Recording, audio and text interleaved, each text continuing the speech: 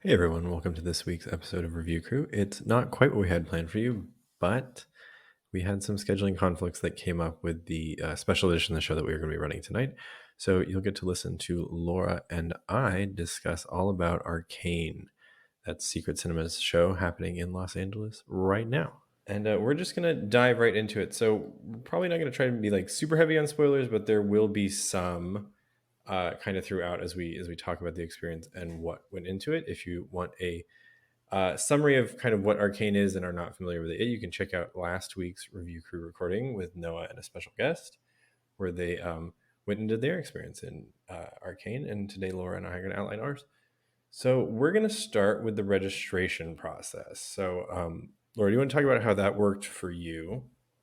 Yeah, so one of the reasons that we wanted to start with this is it wasn't, not only was it not actually covered in last week's Review Crew, which of course you cannot cover everything, but also it sounded like Jennifer Zhang was the special guest, and it sounded like she may not have known that there was a registration process. And with Noah going as press, it sounds like, again, maybe that wasn't part of what was explicitly offered to him. So Kevin and I went as kind of your average civilian participant, and we both went through the registration process. So we wanted to highlight that because it does have a real impact on the user experience. And in the course of getting various emails about the upcoming experience, saying that your time is approaching fast, there was this offer to register.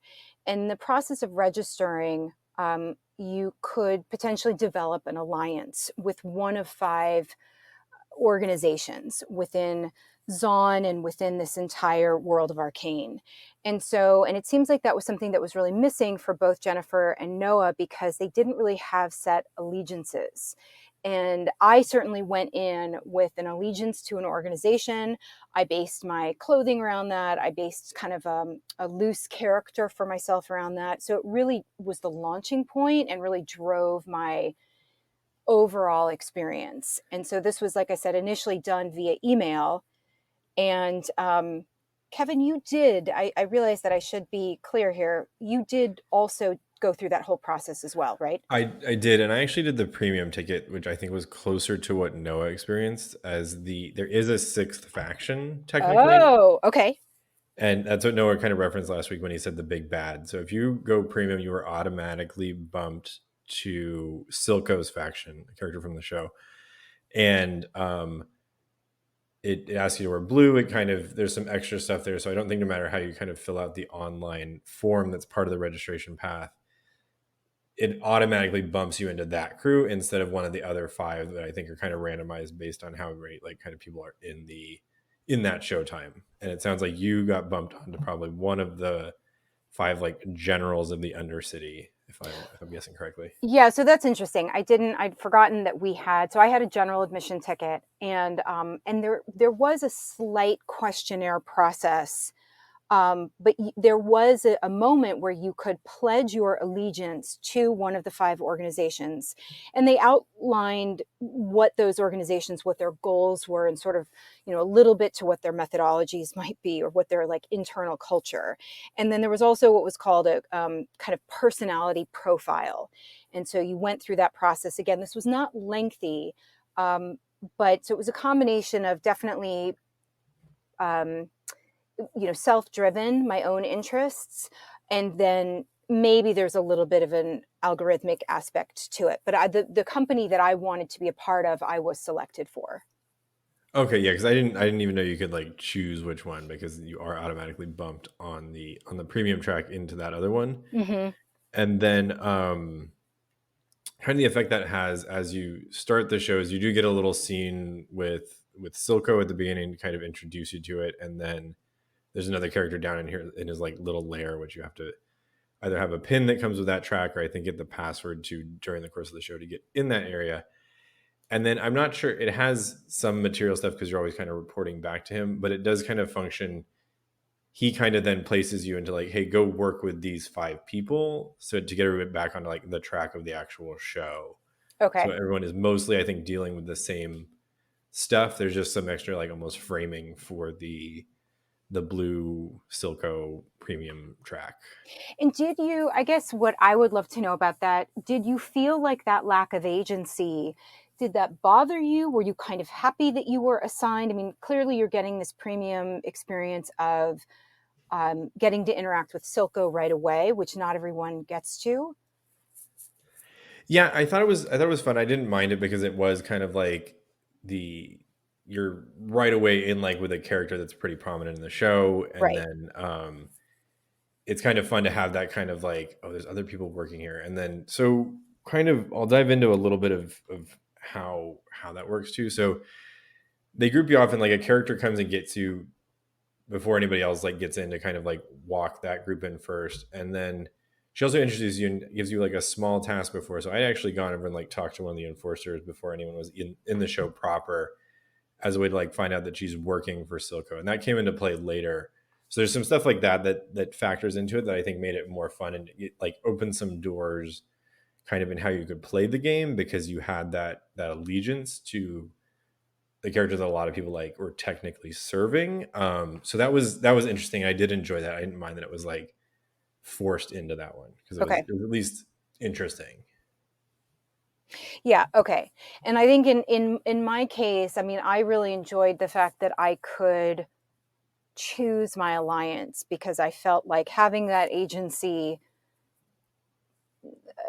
provided an immediate on ramp Hmm. into a kind of attachment and emotional investment. And again, then, I mean, then there's these aspects of, so I was part of Hush Company, and Hush Company wears orange. And so there were things that were outlined in terms of the infrastructure of the game, of this live experience, and how then so I have these guidelines, I have these sort of regulations, if you will, but then I can build off of that. And so figuring out, who my character, and one of the three questions was, how long have you been with the organization? And I immediately decided that I was going to say that I hadn't been with the company for very long, that it was less than a year. There was like mid-range, and there was also like 10 years. And I was thinking about like why this could be strategically advantage. I could always play dumb that I don't know what the rules are. It would give me room to also shift my alliance if I decided to. So I'm immediately thinking about not even knowing. I'm not at the live experience yet. This is, days before, and I don't know what's coming, but I'm already potentially anticipating like where can I have wiggle room? Where can I leverage just even these initial three questions? How can I use this to my advantage, even though I don't know, is that going to be necessary? If so, within what contexts? So I think for me, those kinds of, that kind of onboarding, that kind of, the magic circle has already begun, um, in terms of folding me into this world, and my application of agency, what I want to bring to the table, how I want to explore, those wheels are already turning. And so I find that especially delightful. Yeah, and I think that's one thing too that Arcane and Secret Cinema in particular seem to have this pretty open to people that may not have experienced immersive theater, whether they came to it through the show, whether they came to it through it to the League of Legends game, or just generally immersive theater. I think that probably lends it to be more accessible, and it kind of does get people in that headspace before you enter the show. You kind of at least like thinking about something there. And then I want to go back to, you mentioned like kind of that emotional attachment. Did you did you have any experience or kind of exposure to League of Legends or Arcane or anything before you went into the actual show proper? Yeah, this is a good point for us to unpack, and now is a great time to do it because, again, some differences with Jennifer and Noah, and I think this will also tie into so many things that we discuss from here on out. So I really didn't and still don't know anything about League of Legends. I had no attachment, no prior knowledge. I mean, still don't have a lot of knowledge. But as I mentioned in a past review crew, I had gone to the Stranger Things Drive-In-To, which was a collaboration between Secret Cinema and Netflix and Fever. And I am a huge Stranger Things fan, have watched all seasons, have, rewatched various episodes. And I thought that that was so exceptionally well designed and executed. And so I was looking forward to having, my main draw was a chance to experience what I understood Secret Cinema was doing predominantly in the UK. And I had not yet watched Arcane. I had only loosely heard anything about it. And I did not, so I bought a ticket to this Secret Cinema experience before I even watched episode 1 of Arcane. And I'll say that because Jennifer explicitly went in without any prior knowledge at all, so no registration, and she hadn't seen the show. I did watch the first 2 episodes, and I do wish that I had understood better where this live experience fits into the show. I do think there were still a couple of things that I didn't know that I would have loved to have known. But I So, also went in with some knowledge, which was so helpful. because I think that's interesting because the where it starts on the bridge sequence, it plays a bunch of scenes out through the show, which runs. I watched about through episode 4, and I had some exposure to the game. I haven't played it in 5, 10 years at this point. But I was like familiar with at least the characters and like some of that, and that doesn't really play into it. It's much more based on the show. So, like I was saying, the scene on the bridge, it recaps a lot of stuff very quickly for about the first 3 episodes. And I think if you miss that third one, it probably does is a bit confusing as it drops you in after that sequence, and kind of Right. the show jumps forward a few years, and people are in different places, and it if you don't understand what the flashes are, and I don't know if you would make sense of them if you had not seen the show, like, because it plays out very quickly and there's a lot of things happening. It's large and loud, and it's like you're still acclimating to the experience. So I was wondering how that played, and it sounds like it was a little confusing, kind of where you were in the world of the show. Well, I definitely noticed, I was like, oh, that hasn't happened yet. There were Mhm. things that I saw that I knew those narrative threads. And then I realized, oh, here's some narrative threads that I have not yet seen in the animated show. And because I did have that contextual framework, I was able to be like, okay. But then, because that was just a montage, when people during the live show were saying things like, go find Jinx's hideout, I was like, who's Jinx? Mm. Because I only know Powder as Powder, this young girl, and not then as this woman she becomes named Jinx. So Mhm. there were moments where I had to either just not worry about, like, okay, I don't know who that is, but I'm still going to go on this mission. Or I'd ask someone, or one thing I know that you and I had briefly cited before, and I think this might actually be a good way to segue into it, was how this, Noah and Jennifer touched on this a little bit, but specifically how this experience, based on its relationship to the animated show, but it's also its own standalone experience, how this either drew people out in different ways, or kind of kept them, or they kept themselves on their own tracks and what their goals might have been. So, for example, you and I both went with people, and I pretty much, from the beginning, even though my partner and we went together and we were part of the same company, we registered completely independent of one another and both wound up picking Hush Company. But then very quickly, I was completely ready and excited to go off and explore on my own. And I think that there's some interesting things, as we all kind of cite. Sleep No More is such a paragon in the industry, and I think that having had experiences like that years ago, where you start getting really comfortable at, or some people may start getting very comfortable at going off and having their own experience, and how this drives you to discovery. And Noah had mentioned in last week how this experience really rewards curiosity, and I think that's worth unpacking a little bit further. And so I do think that going in, even when I realized very quickly, oh, we're at a different time point in this overarching narrative, I had no issue being like, I'll just wing this. So that wasn't a problem for me, but I think it slowed me down a bit. Yeah, I think it does a fairly good job of, even if you haven't seen the show or not familiar with it, like getting you into at least the basic world and like the concepts that you're playing with, and like the idea of like how the game of Arcane works, and how the game of like the Arcane show works. Right, The immersive show, not the television. It's all right. confusing. So yeah, so I went with someone who was familiar with both the show and the game. He had watched all the episodes, but he's not very familiar with immersive theater.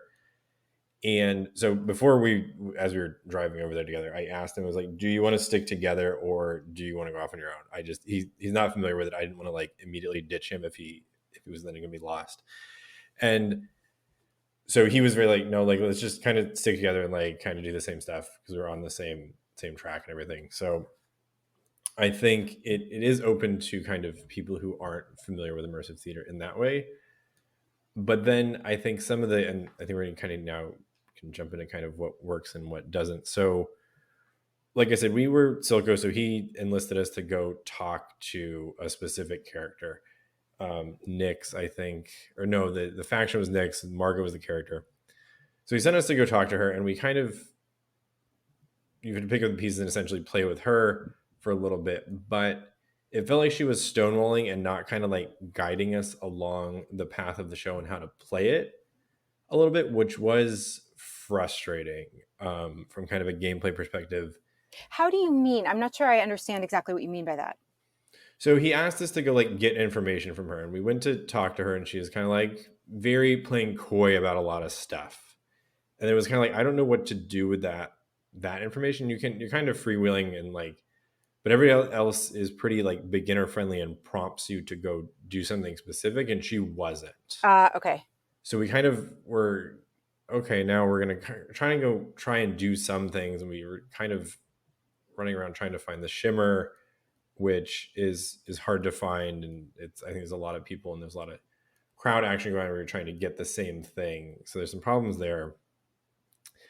And I think it created, I think he was growing a little frustrated with it too, and kind of like, well, he wanted to like play, but it's like it felt like we were kind of stuck, and almost in some ways like a like a video game where you're going back and forth NPCs and you're not sure what to do. It was very much that experience. So I'm curious what, if you felt any of that, or how you kind of played when you were in the space. Yeah, so I think that one thing that's I think good to bring in at this point is Jennifer in last week's recording. I hope I've got this right. Jennifer was able to get into, she was able to get into like Jinx's hideout, Mm-hmm. and that there was this, escape room aspect to that space. So this was a secret space. Not everybody got to explore it or knew that it was there. And then there was kind of this escape room aspect. And I wound up going pretty early on.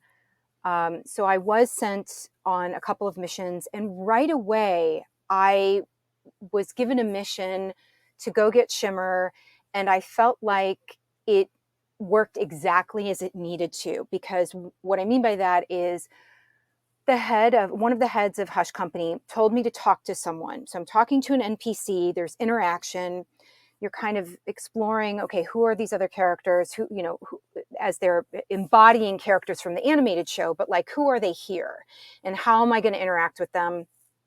And that was a really delightful through line for me throughout the whole 2 hours. And then that was Nova, and Nova gave a cryptic enough instruction to go get Shimmer, but I was able to, with a small group at that point, there were 4 of us, we were able to get it pretty quickly, and it was exciting, and it felt like it was challenging enough to press these 2 kind of hidden bricks in different Mm-hmm. parts of the space and open up a secret passage and get Shimmer. So we felt like, immediately we're getting this hit on, the success of navigating this puzzle that's not super complicated, but she left it open-ended enough that we felt like it was enough of a challenge. So that was great. But then the next mission for me actually took me into the lab. Did you wind up going into that space? When you say the lab, what do you mean? So where it was actually presented as the Hex Hex Tech tunnel, but it was then sort of like the it's not Silco's lab and all of that, but it Okay. is Then no. So actually, I'll kind of jump in here. So yeah, yeah. we kept finding that brick puzzle as like the main way to get Shimmer. That was like a constant, almost like line of people there. And at one Oh, point, okay. yeah, so that was I think part of our roadblock too, is we couldn't get Shimmer to like move things forward with anybody because it was almost like a line of people waiting to do that puzzle and wait for it to refill with the canisters. That's interesting. Okay. So then something that happened, we were kind of wandering around the space and we walked back towards where you come in, and there's a security guard there, sort of in character, sort of not, like, don't come this way. Later we found out, I think once everybody is filtered into the space, you can actually get back to the bridge, and there are two separate puzzles for Shimmer in that area. But we didn't know about it. We couldn't get back. Like when we got blocked off from going there in the first place, we didn't try to go back over there again, which was to our detriment because there were much fewer people over there, and it might have opened up the game for us in terms of that. Okay. So I wonder if the Hextech Lab is over in that direction. I'm not really sure.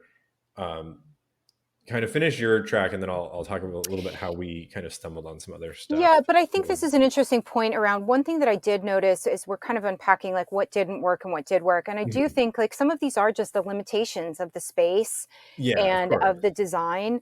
I did notice at times that there were stage managers or stagehands who were retrieving the shimmer to Hmm. try to I guess, refill it in other places.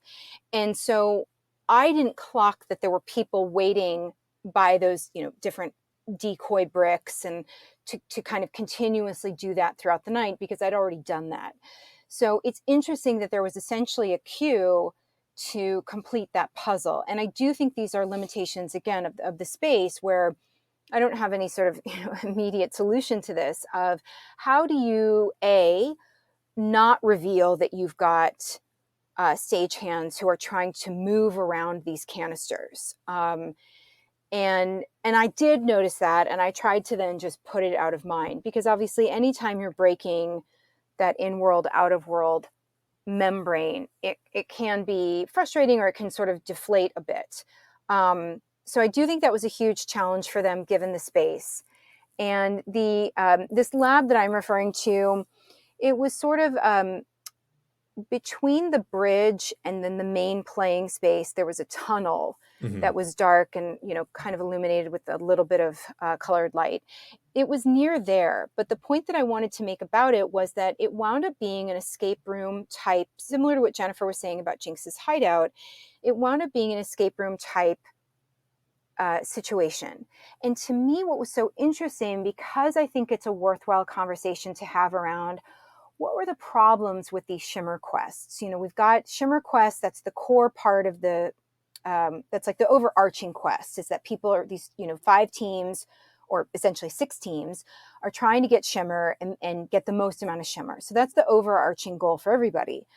But what was so interesting to me is that when I did this sort of sub quest that has this escape room vibe to it, that puzzle I felt like was my least favorite part of the experience because Hmm. that went nowhere. So we did solve the puzzle in the room, and yet to me there was no tangible result. I didn't really get any new information that I could apply anywhere, unless I missed something, but I didn't use anything I gained in that room later, and there was no tangible result like getting Shimmer. So I actually felt like that was a sidetrack that for me offered the least amount of value. And And yeah, were there characters in there with you, yes. or who The, was in there, I there was guess? one NPC, and that was Arrow. And Arrow was part of, I keep Like wanting to call them, firelights? I, I keep wanting, I have to remember who the different companies are. And she was part of, I was Slick Jaws. I always want to say Okay. Slackjaw. She was part of Slick Jaws. Okay. Yeah. So I think because there's also like a bunch of sub factions kind of running around with the firelights who come into the show after you've watched, kind of in the future time jump, and I there's some separate thing with those guys, and they all have like kind of full face masks on. Um, And that's interesting because I know I think Jinx is obviously I think in her hideout. It sounds like I think the Vi character is also running around. So I was wondering if like Right. you kind of interacted with them in there.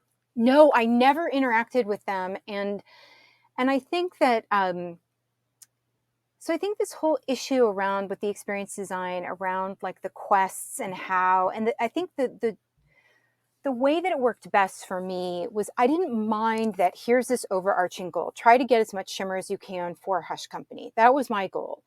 And um, I felt like that was clear. And I felt like that was a great way to anchor all of my actions throughout the course of the Hmm. 2 hours. And then I filled that with, as Noah and Jennifer rightfully pointed out, I thought the casting was fantastic. I thought the performers were so wonderful. They are, um, improvising with everyone. They're having to navigate these incredibly complex time frames of, again, where and when is the shimmer refilled in these different parts? How are they managing the crowds? There were people who were potentially just coming over to be nosy, or some of them were more strategic in how they were switching their alliances. So the performers are having to juggle so much. And I thought that they did a fantastic job, because sometimes also I'd come back and I'd say, I couldn't complete the mission because here's what happened. So there's so many moving parts that they are navigating. And I thought they all did an incredible job of that. And Um, I think so. yeah, So how you mentioned like going back to someone like I'm stuck essentially, or I couldn't complete something. So that was kind of right. how I ended up on what I thought was the most interesting part of the night. So the enforcer that I'd met like very early in the evening, who I knew was connected to Silco, at some point she was standing around. I was like, "Hey, Silco needs me to do this thing. Can you help me?" And she was working with another pretty large group of people, and she's like, I will. I'll be right back. I have to go handle this other problem." So we kind of stood around for a few minutes, and then she came back. And I was actually then linked up with her and like a kind of small group of people for the rest of the night. And she helped us try to get Shimmer. And then she actually has this whole kind of plot line that she goes through where someone realizes that she's connected to Silco. So she has to plant evidence on another enforcer. And then eventually you go out with her and that enforcer and Marcus to the bridge. And there's a whole conflict there where I think, depending on the people that are with those characters, you can kind of try and push them. So it's like one of them, I think, gets arrested. So we successfully kind of like protected our enforcer, and then the honest one ended up like getting tossed in jail for a while. And then we were kind of working with her. She's like, I have to go get Shimmer from all these other people and get it back to Silco. So like, come with me and like point it out. And then you can kind of like stand in people's way if they were carrying Shimmer and point it out. And like, she would grab it from them because they have to give it to the enforcers. And then she would give it to you. And like, we'd kind of go back to Silco with that. So that was really engaging. It's like started playing it more like a true sandbox and like playing with a character instead of playing the overall game. And I Yes. And I think that that is, so for me, even though I was driven around how can I get shimmer, where can I get it, I was so, the ultimate driving force for me was all of the interaction. I did have, and again, this is such a testament to the writers and the performers and the casting. There were so many moments where I would go back to a character, I'd go back to an NPC and I'd say, I can't, it's gone. I try, or I got caught, or I need a new mission or Mhm. whatever. And there was a actor playing Jax, and he did such a wonderful job of, again, kind of course correcting based on I'm just one person. And did such a great job of kind of course correcting in a way that's not just, okay, how do I give this person, I'm speaking as him, like him Mhm. thinking, how do I give her a new mission? How do I redirect her energy or redirect her focus? And it wasn't just that. He did it in such a way that then I wanted to deepen my relationship with him. Yes, I I think it's a great way of like putting it and thinking about it. and I think that that is, I can understand any frustrations that folks might have had, either just around like confusion around a mission, or feeling like, okay, I didn't get to complete it in a way that did sometimes feel like a bug. Because again, Noah and Catherine, or I'm sorry, Noah and Jennifer broke down kind of what felt like a bug and what felt like a feature. And back to like similar to Sleep No More, I definitely think it's a feature that I certainly wanted to go back now that I have all this information. And I'd love to And I've even thought, well, what if I went back? Would I go back as Hush Company again and try harder? Or would I go back as someone else? Would I go back and as a different company, but infiltrate for Hush Company? Like all these other things where I thought I've immediately come up with 5 different scenarios of why I could go back. Mm-hmm. And I think that, and you are going back, which I I think did. is, I yeah. did buy another ticket because I had a lot of fun, and I think so. This is one of my things with sandbox shows too. Is I think they're great. I do think there's like a learning curve, and you almost it not even FOMO, but it just like by the time you end the first experience, you figured out how to like play the game of a Mhm. sandbox experience, and it really does reward going back. I think there's some things with that around like monetary cost and like the escalating way that kind of escalates, but it's true here too. It's like by then it was like, oh, okay, like I know what I would do now and like how to work the show a little bit more to like get the most out of it in the way that I like to enjoy an immersive experience, and especially one that is in the sandbox format. So I get what you're saying because yeah, I was like, do I want to go back? Do I want to go back? I was like, yeah, I do. It was fun. Like we haven't had a show like this in LA in a while, and this is a really good example of one in terms of like you said, the set is great. The experience they cram a lot into a relatively small space. It looks Mhm. like the show. It feels like the show. The characters and the actors, I think, like you said, do a great job of working with people and bringing them in. I think one thing we kind of noticed as we were chatting about this a little bit before is how well they work the crowds in terms of bringing. They're dealing with anywhere from like 2 to 6 to 8 people at a time, and I think Right. they do a really good job of engaging all of those people and like bringing them together and trying to get them to do something or different things. And yeah, all these actors are doing it throughout the whole show, and it's a really like I don't know how it's like built out or planned or structured, but it works pretty seamlessly once you're like in the groove of it and like working with the characters and the throughout the space. Well, and so here's where I think this is a good segue because here's what I'd like to open up at least briefly because this is a big thing and so we can't unpack all of it. But so there were people who I overheard as either we're standing in line or we first got into the space that they were like, I'm just here to drink. I'm just here to have a good Mm. time. And Noah touched on this a little bit too. And so the reasons why people may be going, first of all, again, their relationship to League of Legends, their relationship to Arcane. Have they seen any of the animated show? Do they know anything about Secret Cinema? So there's a lot of things of like, what are people bringing to the table in terms of their kind of the contextual details? Then there is the registration process. Again, do they feel invested already? And then what are their goals of the experience itself? And how do those shift? How do those shift over the course of the 2 hours and afterwards? And what I was so surprised to discover is that after going to the live show, after having this experience with Secret Cinema's activation, I tried to watch the animated show and I have lost interest. Hmm. All I want to do is go back to the live show. I want to interact with the characters as embodied by those performers. I want to feel like, again, I'm in the world. I mean, we know this is the goal, to have this immersion so it deepens your relationship. But what's funny is it's deepened my relationship with those performers and this particular live activation. And it's actually sort of deflected my interest in in the animated show. And so I think it opens up larger questions around one of the things that Leah Davis pointed out in last week's recording. She cited Giant Spoon and HBO's South by Southwest World from, I think that was 2017. And, how do these, like, I think it might have been, it was Leah or Noah that were then kind of describing these as like, a pop-up or a temporary LARP theme park. And what can you do with these things? I mean, can these potentially, I guess I'm trying to highlight, like, where do we think the industry is potentially going? What is the value of these?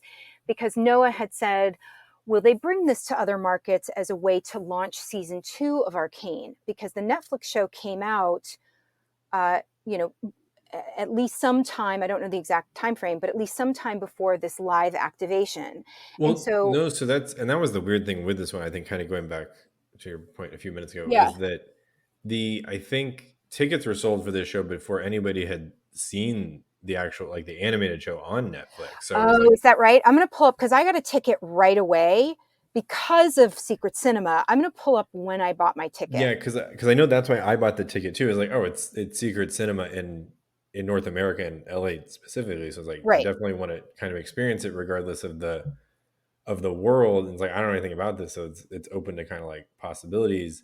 I bought it specifically on the strength of that name rather than the Arcane or League of Legends brand. And I know there are almost certainly people in that line right.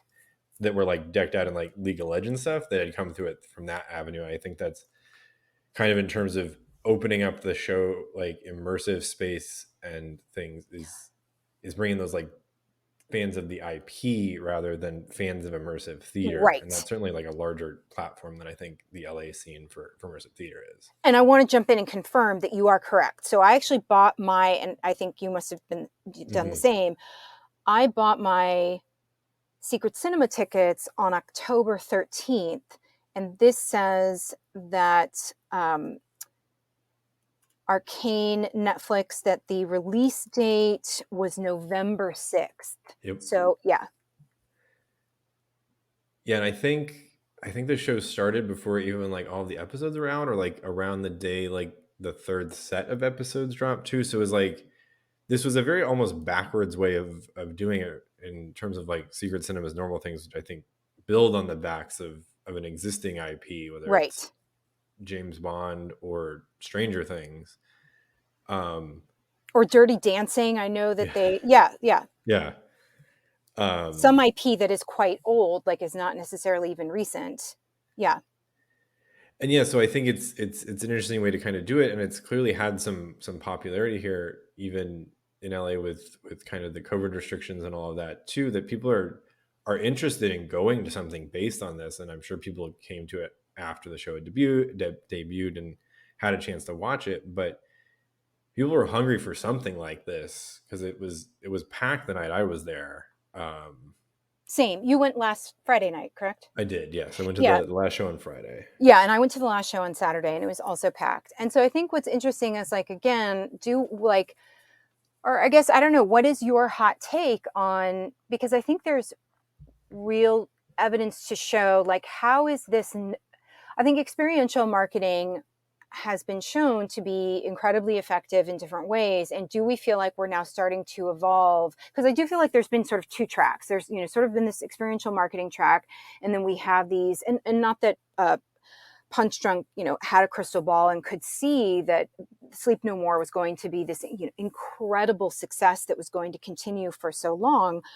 Um, but I guess I'm wondering if we're going to start to see a little bit more of a blending in that these types of activations, are we going to have more of kind of established LARP theme parks and maybe sort of a bridge between like Disney World and Sleep No More, where maybe there's a rotation between what is the content, but that there's these kind of LARP theme parks that they're not just pop-up activations because this secret cinema, I mean, I do really feel like more and more people would continue to go beyond. It closes, I think, the 19th of this Hmm. month.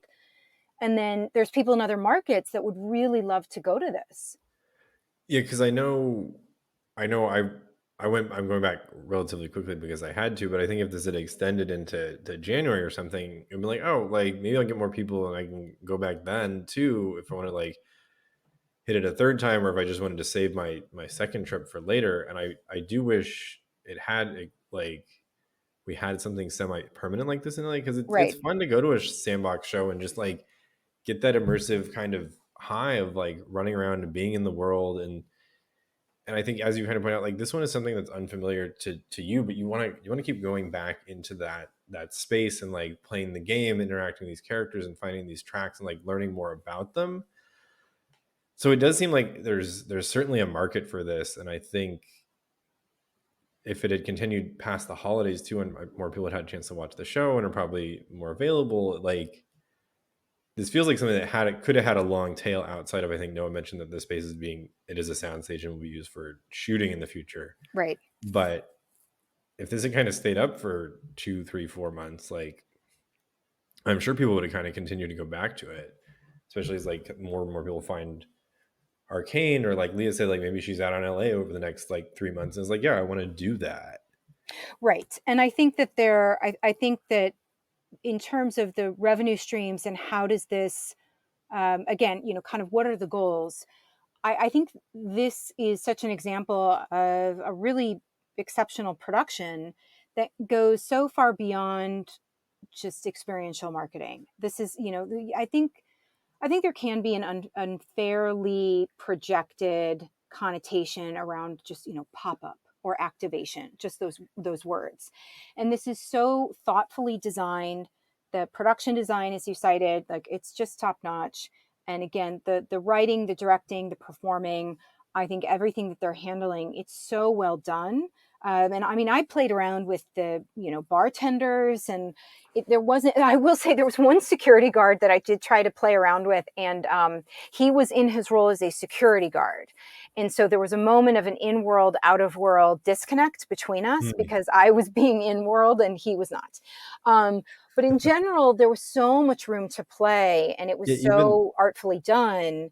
even the t-shirt guy was like, I was talking to him, Oh, asking for him for information, and I was like, do you have, and he's like, yeah, and then he like gave me listing off a bunch of stuff, and I was like, oh, I didn't expect that to happen. Like, oh, that's really interesting. Yeah, and so those layers, and that level of detail, that attention to detail, and the enthusiasm, the commitment. Um, and so I think that, yeah, I wish that there were more. I'm just hoping that the industry does start to build more of a bridge between these established theme parks like Disneyland and then these established immersive theatrical productions like Sleep No More, and that we can have a rotation of content and creators and producers, that it really builds up for people to develop their relationship with immersive.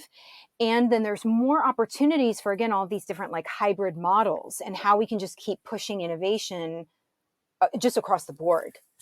yeah, and I do probably feel like this is somewhere where like kind of the future of immersive theater will go, because it is, if you have that Netflix backing, you have that Riot Games backing, you have that backing, it lets you put on these bigger shows that can run for longer. I know LA, it's like typically shows run for anywhere from like 2 days to 4 weeks. Like they don't run very long. It's hard to get into these things, which means it's also hard to get more people into immersive things on the whole. If you can't bring, if you're like, oh, I went to this cool show, but it's closing in like 2 days and like all the tickets are sold out, it's like you're out of luck. Right.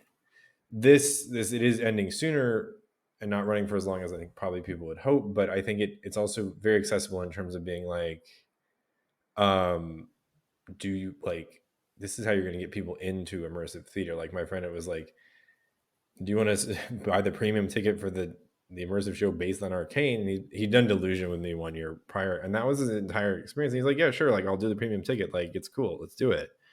And I think it's a way to bring more people in to the space as a whole. And I Right. know it's like, oh, it's all getting like corporatized or whatever, but I think there's always going to be space for the kind of cool, unique, artsier shows, but there's also clearly a space for this. Like, I don't. Both of us had a ton of fun at this show, so I think it's where's that kind of blend, and how will we kind of see that evolve, going into the future of immersive entertainment? And yeah, back to what you're saying, it's hard to call this like a marketing experience or like an activation, because it's very lovingly crafted. Like they put a ton of work into this. The actors are all on board, and they do a great job of getting the audience on board too. Yeah, and I don't think that I guess what I to clarify, like I don't want people to feel like, ooh, experiential marketing. I think experiential marketing can be, I mean, I think this is a great example of incredibly well crafted, exceptional experiential marketing. And I want then there to be more of a, like I'm saying, more of a bridge, because this production, clearly, I mean, I don't have any numbers, but this production, um, this was not inexpensive. So Yeah. I recognize that there are a lot of limitations around experiential work in general, not just experiential marketing. And where can these different brands, and organizations that do have the financial backing for that, again, how can there be, I guess, a little bit more unification around, okay, even if there's something that then even if there's a permanent space that offers just a bit more of a pipeline around testing for, again, whether it's entertainment or tech companies, how can we have, there was an activation years ago that was done by Delta, and it was in accordance with the TED conference in Vancouver. And these are things that they're great case studies. And I just think if we could have everything less siloed, both across industries and then also across space and markets, I think that then all of this could be more of a hub and sort of more of a, an incubator where we can drive the different industries and we can drive the different formats of experiential. And I mean, yeah, I just think like this, there was so much room and space at this activation for so many people, Hmm. whatever their relationship was to Arcane, League of Legends, just gaming in general, immersive theater in general, even for the people that just wanted to socialize, the impression I got was that everyone had an amazing time. And maybe that's not actually true. Maybe there were some people that were bummed and confused and frustrated, but I think we're seeing how while people's individual goals might be varied, that you can actually tick off so many different boxes in a way that's also really profitable and really creative. Right, and I think that kind of goes. Oh, we keep bringing up sleep no more because it's hard not to. And in discussions around this because it's so seminal, but it's you made a lot of points about kind of like people could do a lot of stuff at this show, whether it was where you just want to hang out, grab a drink, and like watch stuff play out, whether you wanted to just kind of browse and see the set or watch other like people watch essentially. And that's very much like Sleep No More's model too, where you can go really hard in that show, or you can kind Right. of like amble around and look at the papers in one room for like 2 hours, or you can just like sit at the bar and like watch a like other show and get a drink and then like wander into the Sleep No More for 45 minutes and have a good time. And you can do And all of those. You can go right. back and you can do each one of those different sort of tracks that you just outlined. And yeah, I think more shows that kind of allow stuff like that will make it more accessible to people because it's like even no matter what you're coming in from or how you've come into it, like there is something for you to do. And I think that's really important to kind of open this up to a wider audience instead of just kind of like some shows in LA where it's like, yeah, it's like I don't you have to go hard to get the most out of it. And it's like Right. it's like one on one the whole time. And if you're not ready for that, you're not ready for it. Like some people are not into that kind of that level of immersion. And this one allows you to kind of be like an onlooker, lightly immersed, or to like some people were going like there were some like really intense people on there and like the winning team for our show that were like kind of up on the bridge as they like announced it. They were just had been playing and they were clearly so into it. It's like that's cool. Like you're probably not like an immersive theater fan. You probably came to this from something else, and you're having a blast. Like, Right. and So the that's swimmers, cool. right? That analogy of the swimmers, the waders, the deep divers, and I thought this really allowed space for all of them, and I felt like because of that, I actually wound up going in deeper than I anticipated. I was thinking I was going to go in, I was going to wait around. I didn't have as much of an attachment to Arcane, the animated show, or again, no attachment to League of Legends. And because of the experience design and production design, I wound up becoming, I sort of ditched my partner and I became all in terms of like, I became a deep diver and I was like, I'm going to milk every part of this for all that it's worth. And it was so thoroughly satisfying. Yeah, and I think that's a great way to kind of like wrap this up is that it's no matter kind of what level you want to experience on it, it's a satisfying experience. Again, Yes. I was frustrated through part of it, and then I walked away and it was like I'll buy another ticket. Like so, it's definitely doing I think a lot right, and there are small problems, but there's always problems with like a sandbox show. Like people walk into Sleep No More and get frustrated because you miss the scenes. Like it's kind of the nature of the beast. But this one Right. I think it is a smaller space, so you're definitely like able to engage without like missing anything because they drop you right into it.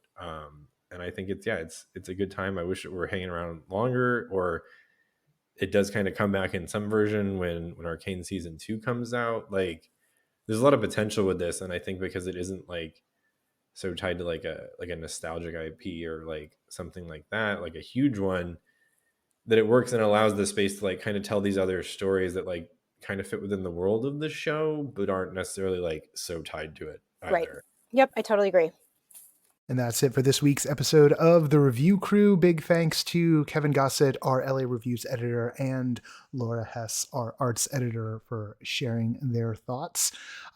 As Kevin noted at the beginning of the show, we had a different kind of episode as planned this week, but there were some technical difficulties going on with the program we were going to go see. So we scuttled that, and it just so happened that they had an episode-long discussion about Arcane, and I'm telling you that before I've even had a chance to listen to it. So the me you hear right now knows less about what you just heard than you do, and I'm looking forward to checking out the episode. And we'll probably be discussing this again soon enough as we get into our end of year discussions here at NoPro. One more regular episode of the year, and then we start going into our special programming starting next week. All right. And with that note, we will see you on the feed tomorrow.